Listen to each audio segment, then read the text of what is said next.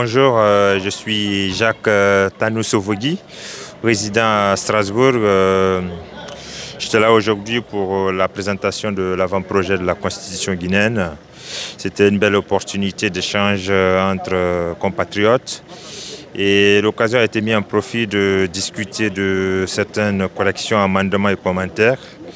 Et je constate qu'après la présentation, il y avait des choses qu'il fallait proposer et ajouter.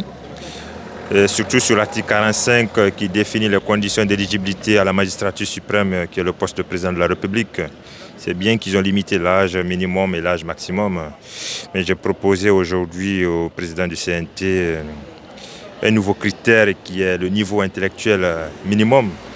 Parce qu'on ne peut pas diriger un État avec que la volonté, il faut avoir au moins une connaissance requise pour analyser des sujets intellectuels et discuter avec d'autres chefs d'État. Et cette proposition a été faite par moi, mais apparemment elle n'est pas la bienvenue suite à la réponse que j'ai reçue par M. Jean-Paul Kambanduno et le président du CNT. Et aussi, la deuxième proposition, c'était surtout la mixité au niveau du sommet de l'État, parce qu'on a un couple mixte au sommet de l'État qui a des conséquences sociopolitiques pour le pays dans lequel le pouvoir est exercé. Car vous verrez dans l'histoire de l'Europe, aucun chef d'État européen n'a une femme noire, ni un chef d'État asiatique n'a une femme noire. Pourquoi il n'y a que chez nous en Afrique, on a nos chefs d'État qui ont des femmes blanches. Le choix du concubin est personnel, mais pour diriger la destinée du pays, on doit évaluer les conséquences que ça peut avoir pour le pays. Donc j'ai fait aussi cette proposition de loi et d'autres propositions s'en ont suivi. Mais voilà, ce n'est que le début, nous allons continuer. Et voilà, il y a des plateformes qui sont là pour discuter, pour faire des propositions. J'espère que nos propositions seront prises en compte car il faut que nos chefs d'État aient un minimum intellectuel pour diriger le pays. Il ne faut pas diriger un pays parce qu'on veut diriger ou bien parce qu'on a les armes.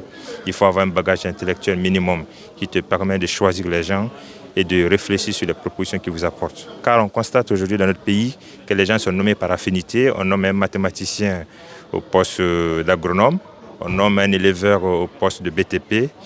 Ils ne sont plus nommés par conviction, par compétence. Donc ils ne servent pas utilement au pays, mais ils servent à être récompensés, c'est tout. Et c'est tout ce qu'il faut éviter dans notre pays. Donc je pense que c'est un bon début. On va continuer à réagir jusqu'à corriger tout ce qu'il y a dedans de mauvais et puis on aura une bonne constitution, j'espère. Bonsoir tout le monde, je m'appelle Oumar Diakabi, je suis le directeur de la communication et de l'information du Conseil national de la transition. Nous sommes aujourd'hui à Paris, dans la salle FIAP Paris, pour présenter l'avant-projet de la nouvelle constitution à nos compatriotes établis en France, en Espagne, au Portugal, en Suisse et en Angleterre. Et Dieu merci, nous avons enregistré une grande mobilisation. La salle était quasi pleine. Les gens sont venus, ils ont écouté la présentation de l'avant-projet dans ses grandes dimensions. Nous avons procédé à une série questions-réponses et des contributions ont été collectées pour l'amélioration justement de cet avant-projet avant de passer au projet de constitution qui sera soumis au référendum que le peuple de Guinée devra adopter ou ne pas adopter tout simplement. Mais ce qu'il est important de dire ici, c'est que l'avant-projet de constitution pour une fois dans notre pays a été rédigé par des acteurs guinéens qui sont connus de tous, qui sont identifiables. Contrairement aux autres constitutions, cette fois-ci, nous connaissons qui est le constituant, qui est caché derrière notre constitution. Et cette constitution, ou plutôt cet avant-projet de constitution, n'a pas été fait sur la base des mimétismes constitutionnels en s'inspirant des autres pays. Nous avons entendu les populations sur toute l'étendue du territoire national, et cela depuis mars 2022. Nous avons organisé le symposium sur le constitutionnalisme guinéen. Nous avons procédé au débat d'orientation constitutionnelle. C'est après toutes ces activités-là, je ne parle pas ici des assises et du dialogue interguinéen, c'est après toutes ces étapes-là que nous sommes passés à la rédaction d'un avant-projet de constitution qui est passé après au dialogue institutionnel avec tous les acteurs majeurs de notre pays. C'est ce travail que nous sommes venus présenter pour dire aux Guinéens, voici en tant qu'être humain un être humain qui peut se tromper, un être humain qui peut faire des erreurs. Voici le travail que nous avons fait. Nous sollicitons votre contribution. Dites-nous ce que vous estimez être bon. Dites-nous ce que vous estimez ne pas être bon. Apportez-nous vos contributions. Et de retour à Conakry, nous verrons ce qui est intégrable dans cet avant-projet. Et puis nous intégrerons tout simplement ces dispositions-là pour que ce texte soit soumis au référendum. Encore une fois, je réitère ici que c'est le peuple qui votera cet avant-projet, c'est le peuple qui l'adoptera par le référendum. Donc la dimension qui est recherchée par le CNT sous le leadership du président, Dr Dansa Kourouma, c'est une question d'inclusivité. C'est le souci d'inclusivité et de participation qui nous amène à présenter ce texte un peu partout, à l'intérieur du pays et à l'extérieur, pour que ce texte soit consensuel. Parce que la Guinée vient de très loin, il faut le rappeler. La Guinée vient de très loin. Nous avons traversé des péripéties assez compliquées. Je crois que ce n'est pas le moment de jouer à la division. La division, ça existe entre nous depuis les années 58, hein, bien entendu, et peut-être même bien avant, sur la base d'un fondement régionaliste, communautaire et autres, ce qui est regrettable. Mais peut-être que je profiterai de votre micro pour le dire.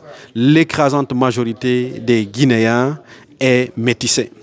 C'est dommage que sur des considérations parfois subjectives, parfois irrationnelles, que nous passions à des actions qui ne sont pas honorables pour notre pays. Il est important que l'on se retrouve lorsque les choses ne vont pas, pour que l'on se parle, pour que l'on se dise la vérité les yeux dans les yeux, afin de trouver justement une solution pour l'édification d'une société meilleure dans notre pays. Bonjour à tous, bonjour à vos auditeurs. Je suis Hector Guilavogui, je suis juriste publiciste.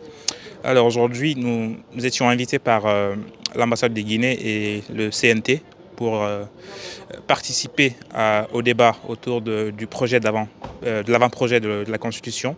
Donc il était question pour les Guinéens établis à l'étranger de venir découvrir l'avant-projet de Constitution et de donner leurs impressions. Et c'est ce qu'on a fait. Donc le projet a été présenté par les membres du CNT qui ont déroulé les 204 ou 5 articles du projet de l'avant-projet de Constitution. Et d'abord, j'apprécie cette initiative parce que ça permet de faire participer l'ensemble des Guinéens et les Guinéens établis sur le territoire et les Guinéens établis à l'étranger de participer à ce qui va devenir le texte fondamental qui va régir le fonctionnement de nos institutions. Et donc c'était une très belle initiative. En ce qui concerne mes apports, moi j'ai apporté une contribution qui a été axée essentiellement sur la capacité ou le pouvoir ou non du président de la transition, en l'occurrence le général Mamadi Doumbouya, de se porter candidat. Et je suis parti d'une interview du président du CNT sur France 24, en l'occurrence M. Dansa Kourouma, qui disait que ce projet de constitution transcrivait, si vous voulez, les aspirations du peuple guinéen. Et la question était la suivante: si l'avant-projet de constitution est une transcription des aspirations du peuple guinéen, qu'en est-il d'une aspiration réitérée à maintes reprises par le président de la transition, Mamadi Doumbouya, qui depuis le 5 septembre 2021 a tenu à rassurer les Guinéens que ni lui, ni les membres du CNRD ne seraient candidats à aucune élection. Et ces propos ont été réitérés à maintes reprises, notamment pendant l'investiture et pendant sa dernière adresse à la nation également, il a réitéré. Et aussi ces propos sont transcrits dans la charte de la transition. Alors la question que j'ai posée à M. Dansa Kourouma et aux membres du CNT, c'était de savoir pourquoi ces aspirations ne sont pas transposées dans le projet de constitution, donc dans les dispositions transitoires. Question malheureusement auxquelles je n'ai pas eu droit à des réponses. Et l'autre pan de la question, c'était évidemment la conséquence de la première question. C'était parce qu'au cours aussi de l'interview de M. Dansa Kourouma, il a dit que cette constitution était une constitution très rigide et durable dans le temps. Alors la question, c'est de savoir est-ce que le caractère rigide du projet de constitution repose finalement sur le nombre exorbitant d'articles qu'il contient, parce qu'on parle de près de 200 articles de la constitution, ou est-ce que le caractère rigide repose sur d'autres nouveaux principes ou d'autres valeurs qui sont certainement transposer la Constitution qui n'ont jamais existé dans aucune Constitution du monde.